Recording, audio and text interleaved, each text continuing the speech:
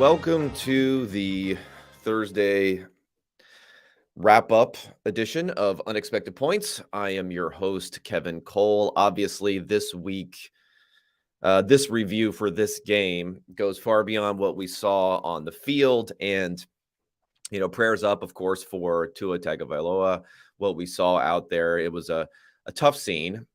The latest news, just to quickly kind of recap where we stand now with his health, at least. The latest news that's being reported is that after being taken off the field in a stretcher, transported to the hospital in an ambulance, suffering what was deemed this time a concussion, and he's in the concussion protocol. The news is that he's going to be released from the hospital, already has been released from the hospital, and will travel back with the team on the team plane. So that's, good news on here.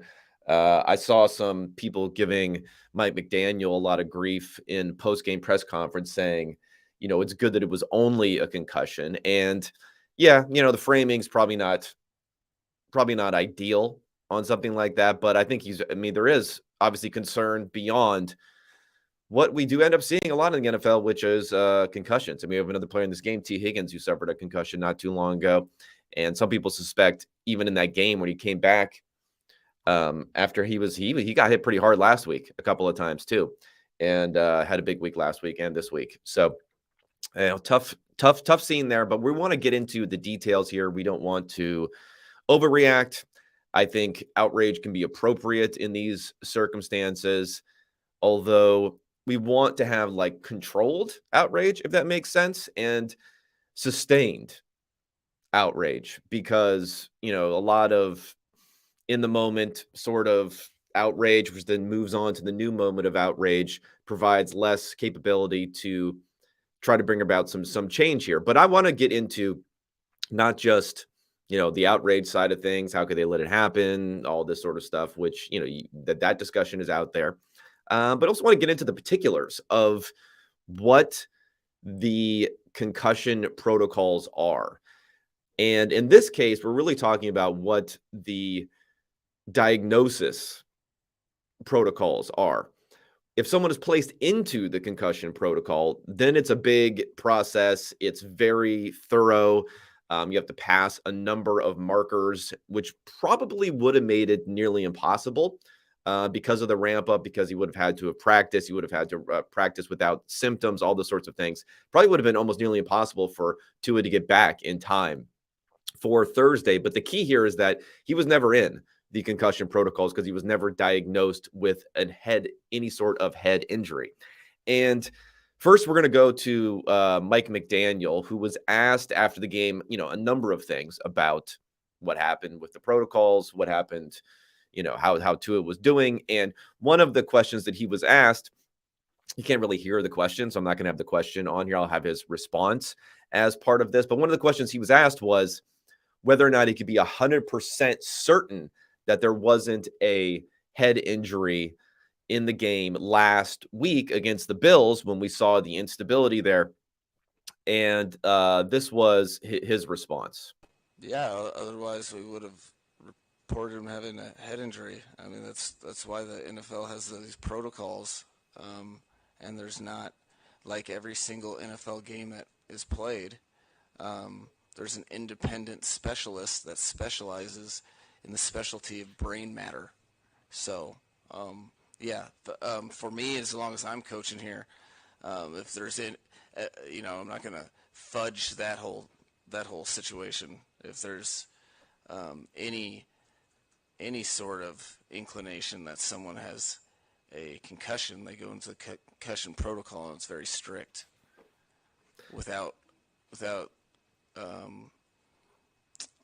if people don't vary or stray, we don't mess with that. Never have, and as long as I'm the head coach, that will never be an issue that you guys have to worry about. Okay, so McDaniel answered yes at the beginning, meaning he could be 100% certain there was not a head injury, and went on to say that he takes it seriously. All those things. I mean, I'm okay at taking him at his word here. And again, I'm big on systems and incentives when it comes down to how things work. You have to incentivize people properly. If you want a particular result, you have to have the system in place to do so. So I think we have to really look more so than saying, McDaniel this, McDaniel that. What were they thinking? How they let him out there? So instead, look at the system and see if there's any systematic failures here. Now, the NFLPA and the NFL are both investigating this. From what we've heard so far from the NFL was that they believe that the protocols were followed in a way that was according to what had happened here. And just to give a little history on the protocols, I mean, first implemented in 2011, the concussion protocols, but there have been some failures in the past and updates based upon these failures. The big one was in 2017. If we can remember all the way back to 2017, this was with the Houston Texans, and Tom Savage was really the incident that people think of. I don't remember what week of the season was. It was in December, though. Deshaun Watson had torn his ACL. He was out. Savage was the starting quarterback for the Houston Texans. And there was a play in the game where he was sacked, slammed into the ground, and the ref on the field was the one who kind of pointed out and said, hey, he got down there with Savage. Savage had what they call the in the fencing position, fencing arms. I forget. I don't know if it's stem fencing position or fencing arms, but that's what they call when you have the stiff arms that are sitting out. And that what we saw from Tua last night. From those of us, unfortunately, that had to watch the video multiple times as the replays kept going on. And we saw him lying there like that. That's the telltale 100% sign if you have that you're put into the concussion protocol. So Savage had that during that game. He was let off, and then he actually came back. He came back in the game later on there. So that's when in 2017 they instituted that any sign of what they call an impact seizure, so in other words, that fencing position, is considered the same as a loss of consciousness, and the player is out of the game, cannot return. But again, Tua did not have that in the game against the Bills. So that was something that was added there.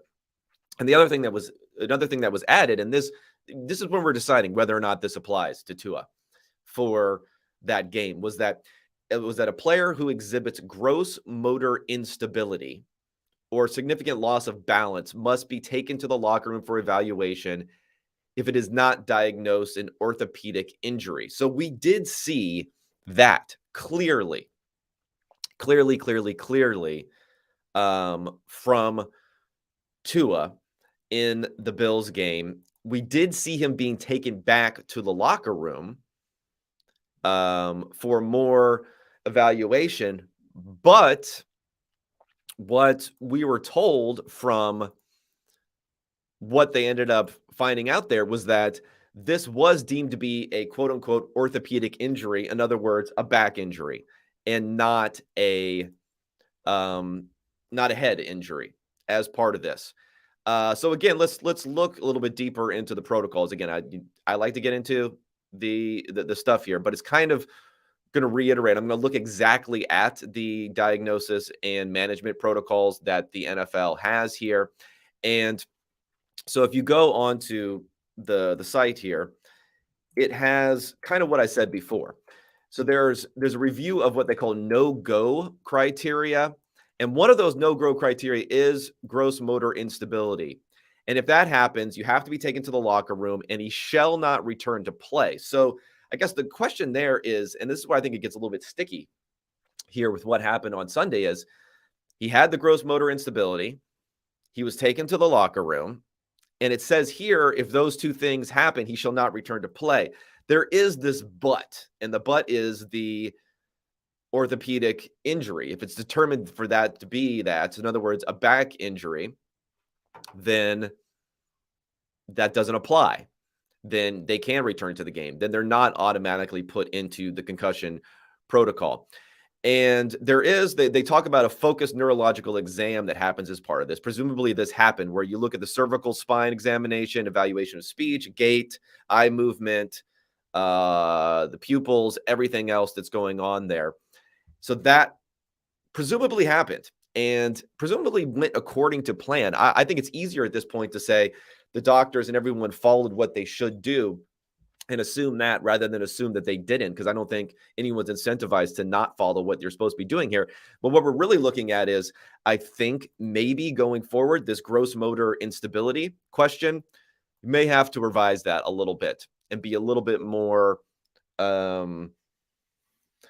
stringent on the ability to return to play, because let's face it, like if you're having gross motor instability because of a back issue, and according to Tua, it first started where he was going for a sneak early in the game and he got injured, and that's what messed up his back, and then it seized up as part of that play against the Bills. But if you're having gross motor instability, if you can't stand up straight because of a back issue, maybe that should be sufficient for not going back into the game. Even if it's not part of the concussion protocol, maybe it's part of a larger injury protocol that they could have, and you wouldn't have necessarily the confusion in these sorts of matters. That's a potential we're talking about by how we can enhance this. But just yelling at Mike McDaniel or others about what happened, I don't think is the right thing to do here, because I do take them seriously and at their word that they're trying to do the best that they could in this particular situation. I mean, we have a situation again where we're looking outside of concussions. We're just looking at player safety generally.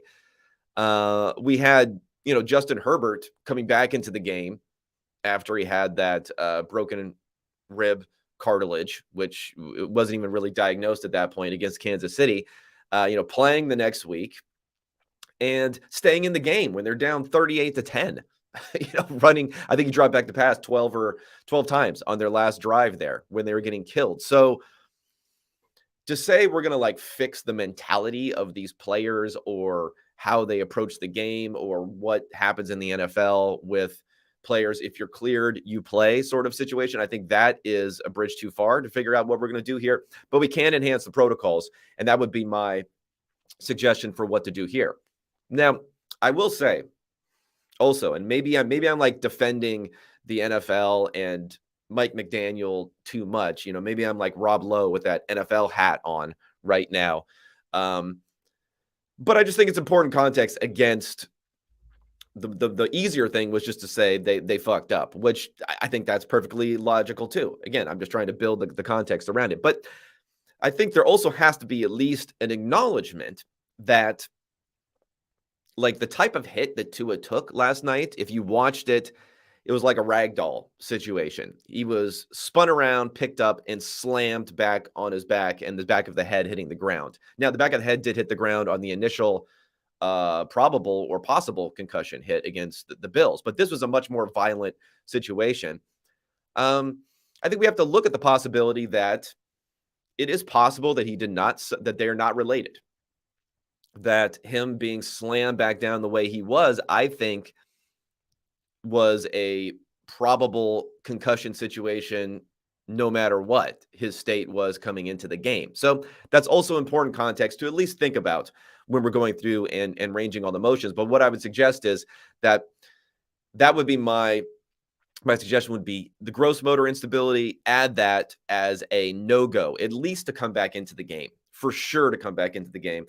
And then again, another evaluation and more talks, more conversations, more studies, more rules about these short week situations where if you are held out of the rest of the game, and let's say like Tua should have been held out of the rest of the game after the gross motor instability, if you're held out of the rest of the game, then maybe we could also say that's a no-go for going back and playing on Thursday, no matter what the injury situation is. I think that is also a good proposal, at least to look at here.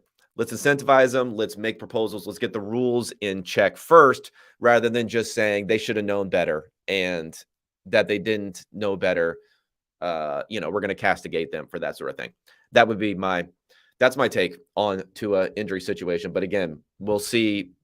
We have a long window before the next game, and we've seen players come back even from this fencing position, in 1 week sometimes.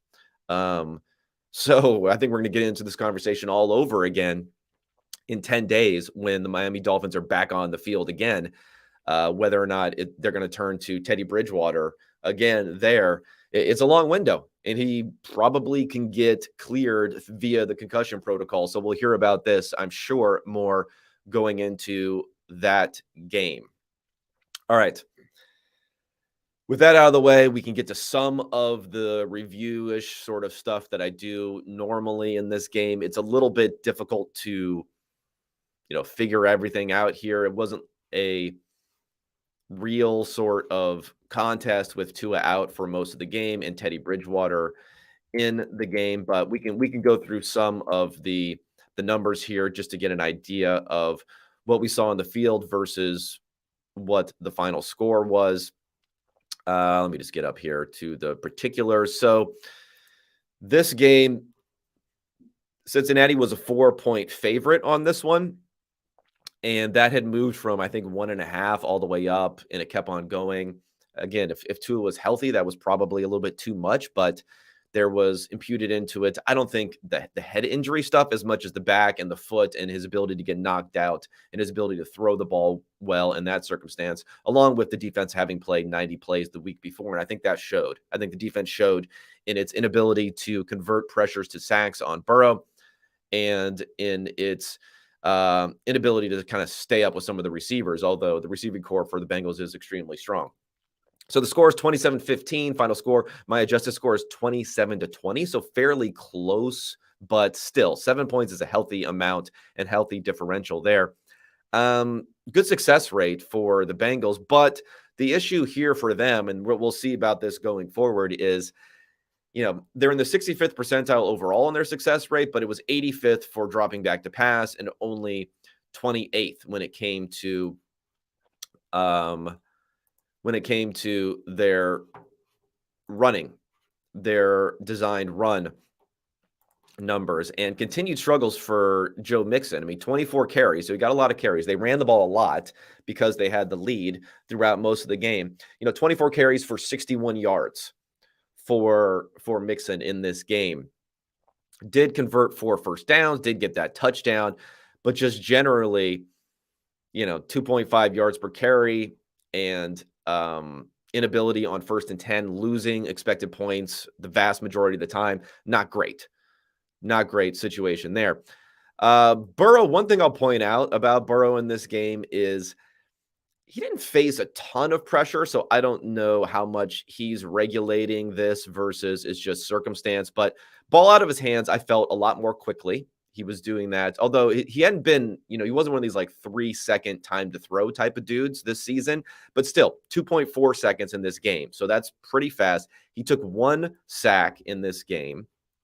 And if you look at the you can say evolution as the season has gone by, I think that sack number that we're going to talk a lot about for Burrow, I think we have to look more at like maybe some things are getting fixed. I mean, his offensive line graded very poorly in this game, but maybe some things are getting fixed, at least from his temperament and in the pocket and his ability to get the ball out a little bit earlier, because he has 17 sacks on the season. So that's a huge number. Everyone's going to focus on that.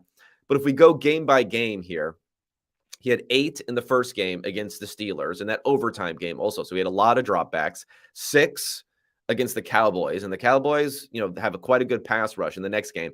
He had 2 last week, 1 last night. So those are pretty good numbers. He's trending heavily in the right direction. And also, we have to think that some of the sack problems earlier were a function of the pass rushes that he was facing versus the protection that he was getting. But still poorly graded numbers last night. La'el Collins, who I've highlighted before, with a 35 grade here. He was beaten 6 different times during this game by the defender on here. He has really struggled a lot for a new guy that they brought in there. Not getting their money's worth so far from Collins this season. Teddy, Teddy was Teddy. I don't really have too much to say about that. Had a couple of turnover-worthy plays. One of them was an actual interception. These grades, which are not final or not finalized yet, he graded it a 61. And Burrow was for passing grade. And Burrow was only at a 72, which I'm surprised by because I feel like this was a pretty big game for him. That may be revised up when the second review goes here to look at Burrow, because he has 3 big-time throws here and no turnover-worthy plays. So I'm surprised that number is not a bit higher, being that he was efficient. I mean, 9.5 yards per attempt, too. So if you don't have the turnover-worthy plays, you don't have the sacks, you have 9.5 yards per attempt. That all comes out to about 0.25 EPA per play for Burrow, and that's a strong number. It's not, a 90th percentile type of number, but it's well into the 80s for one particular game. And if you sustain that over the course of the season, he'd be in the MVP race. So a good turnaround for Burrow in this game. Now, updated playoff situation here. The Bengals are now up to 53% to make the playoffs. So they're above 50% now to make the playoffs as they take their record to 2-2. The Dolphins, and again, we're going to have to figure out adjustments and everything here. They fall a bit from around 80-something% to make the playoffs to 70% after this game, although it was not a game that they were forecast to win. It was not a game that they were favored in, but it's still something to think about here. And their chance to win the division falls to 30%. So we have the Bills at about 61% chance to win that division. Miami, the AFC East, Miami now at 31%, and the rest of it is a sprinkling. I don't know. The Jets can't have anything, right? Let's see. The Jets 2%. So I guess the Jets can actually have a little something there, and the Patriots at 6%. It's getting tough for the Patriots, especially with Brian Hoyer in there for at least a couple of weeks. Yeah, again, we had the review of the concussion situation. We had the review of the game, and the Bengals, I think we have to just realize now, like, who are they, or who are Miami going forward? That's probably one other discussion to think about. I gave you the probabilities. The probabilities are based on what we believe in our power rankings, and my power rankings that I build off of what's happened so far this season. And even going into this game, while Miami had been the third best team, according to my numbers, my adjusted scores and numbers going into this game, plus they had the hardest schedule in the NFL going into this game, they were still about 8th or 9th overall when you build in the prior of how good the team is. And Cincinnati was around 11th, 12th, 13th at that point in time. So not that big of a difference between these two teams generally going into this game. And things don't change wholeheartedly after this game. But, be wary of anyone that's telling you that after, that you see some different power rankings in the media, anyone telling you that Miami was the number 1 team. And, Cincinnati, they probably are about right on Cincinnati's ranking going into this game.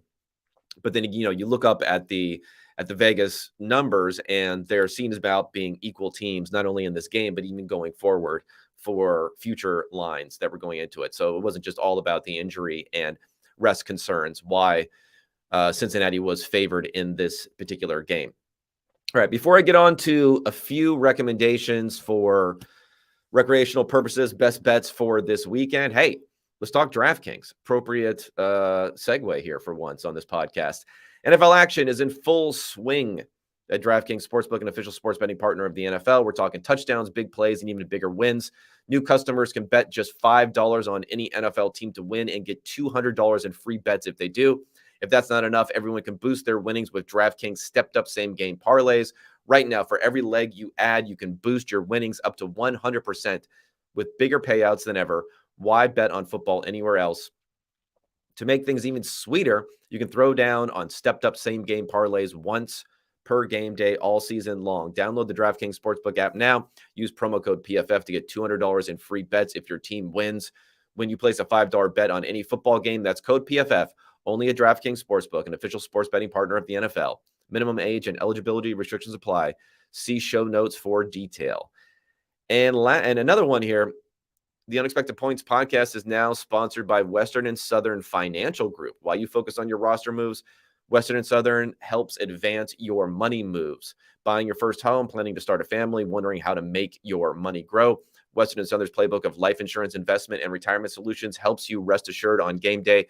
Team up to understand needs and address goals with a game plan built just for you. Get started at westernandsouthern.com.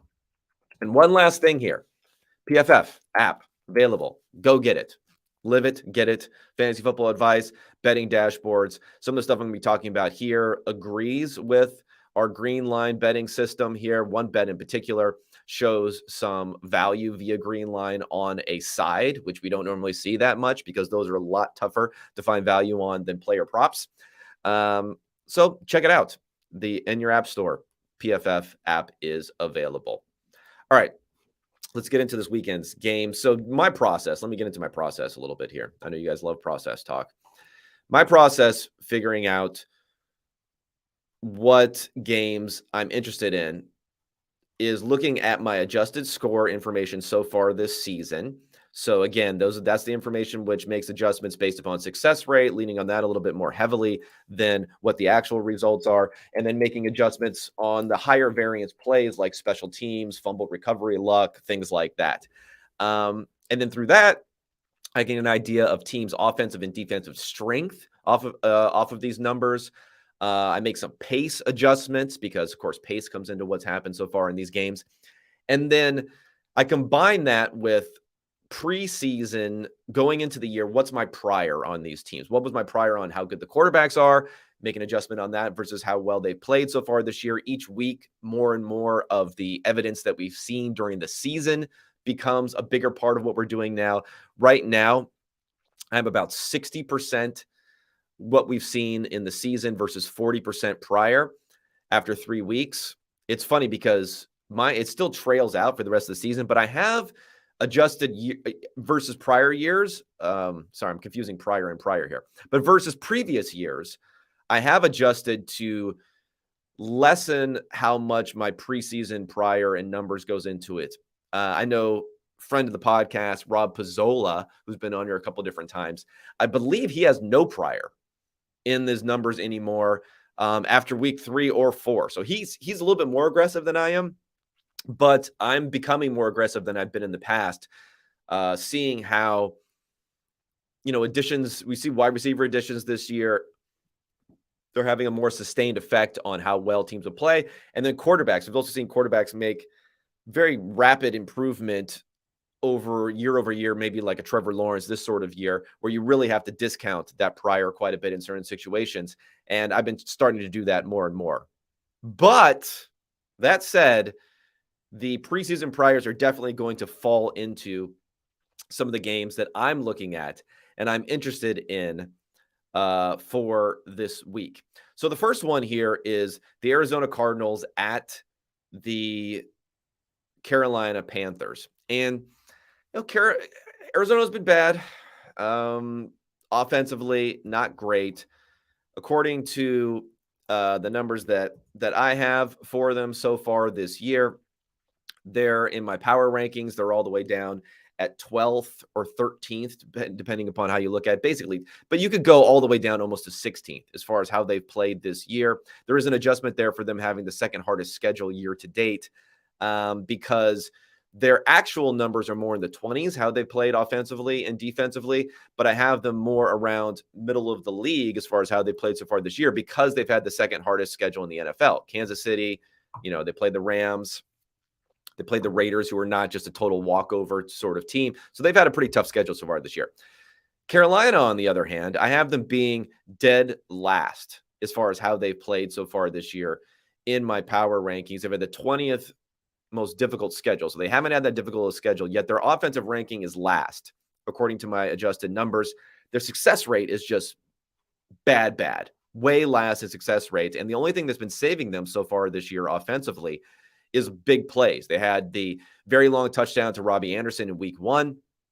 And then last week, Laviska Shenault had the, basically a flare out wide receiver screenish, whatever you want to call it, pass that he took for 75 yards. And then he had another play where he had 20 yards after the catch. Baker had something like 180 yards passing last week, and 135 of it was yards after the catch. They're really, really struggling. Now, their defense is not bad. So the defense could give Kyler trouble. But I think offensively for the Cardinals, they're eventually going to have to turn Kyler loose. And maybe this is on him a bit here, a bit more on the ground. He's averaging, fewer than 25 yards per game on the ground right now. He's about 20 yards per game on the ground. He only had 8 rushing yards last game. That needs to step up. They need to start pushing the ball down the field a bit more. They've been using Marquise Brown more as a target hog type of guy than someone who's going down the field. I think that needs to change a little bit. And I think they should have a chance to do this. The Carolina defense, again, good, not great, and have played a very weak schedule so far in this game. So these would be teams that so far this season, there's been a differential, according to my numbers, of maybe about 4 points per game better for Arizona. And then my prior on them is much, much better than that. So to see the Panthers being favored in this game, and again, 1 point in either direction doesn't really matter. So 1.5 points towards Carolina versus 1.5 points towards Arizona. It's not a big, huge deal. But I would have this line being at least, 3 towards Arizona, which would be a big key number. So the fact that we're not going to get anywhere close to that puts Arizona as a play for me this week. All right.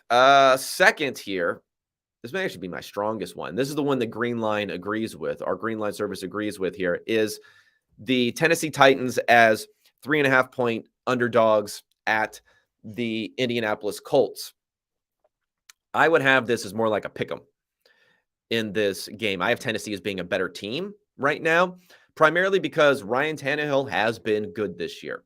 Now, he was awful in the Buffalo game that a lot of us saw, but the games that we didn't see against the Raiders, and then who did they play last week? Against the Raiders, and then let me pull that up. I don't know why I'm having a brain fart right here. Against the Raiders and against... But anyway, so he had great numbers so far this year. It's really been the running game that's been bothersome, although Derrick Henry got it turned around a little bit here. And what the question is for this one is Indianapolis. Like, that's the one you're really looking at and saying, okay, what's our prior? What's our prior on the Colts versus what we've seen? Because last week, 3.8 yards per play. As far as they played the Giants in week 1. Jeez, I can't believe I forgot that. Forgettable game. But they played the Giants in week 1. And again, in that game, I had them as being the better team slightly in that game, despite the fact that they lost there. So looking again at what we think about these teams here, for Tennessee, they're about middle of the pack, according to how they played so far, according to my numbers. They started the season for my prior as about being middle of the pack. Indianapolis, their numbers so far this season are much worse. I have them as being 28th, tied for 28th as far as how good they've been so far this season. 23rd in strength of schedule, pretty easy schedule. Their defense has been bad, though, and their offense has been a little bit better according to my adjusted scores, and it's been horrible. And I think the adjusted scores, if there is a flaw in what I'm doing with adjusted scores and heavily weighting success rate, it is the assumption that we're going to see some sort of regression when it comes to outlier big plays. So if you're having a high success rate event and you're not getting big plays, so your actual results are down, that eventually those big plays will come, and vice versa. If your success rate is low and you're getting a bunch of big plays so that your results are really, really good, eventually that will come down. Will the Colts ever get big plays outside of Jonathan Taylor? Long rushes? That's probably their number one window here to getting a big play, looking at the way that Matt Ryan is playing, looking at the fact that Michael Pittman is really their only viable receiving option who's come out here. Paris Campbell is running wind sprints out there. He's never being targeted. He has the lowest target per route rate in the NFL right now. Alec Pierce, second-round pick, maybe he can add something when it comes to explosiveness down the field. He would be a guy who can do that. He's an athletic dude. But he hasn't shown a whole lot so far for them and hasn't been able to get on the field enough because of some injury concerns. So he has a possibility, but I'm a little dubious on the Colts' ability to produce those explosive plays, which would have them even further down my ranking. So I have the Tennessee being about 4 points per game better than Indianapolis so far this year. And Indianapolis, while better in my prior, not being significantly better. I see these as being pretty equivalent type of teams. At best, equivalent type of teams.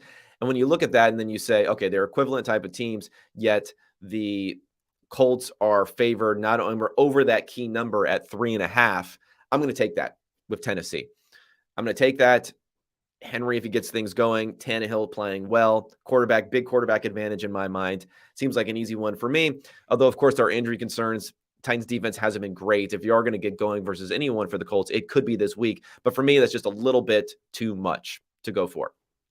All right. And the last one here, this is more of a lean than anything else. But according to my numbers, Cleveland Browns +1 at Atlanta. This is another one that falls between the threes, so it's a little sticky as far as, I'm sorry, no, -1. They're actually favored by a point here. But again, it doesn't really matter that much, one in either direction. I mean, it matters, but it doesn't matter that much in either direction here. I have them they should be more like a 4-point favorite or over the key number 3 favorite here.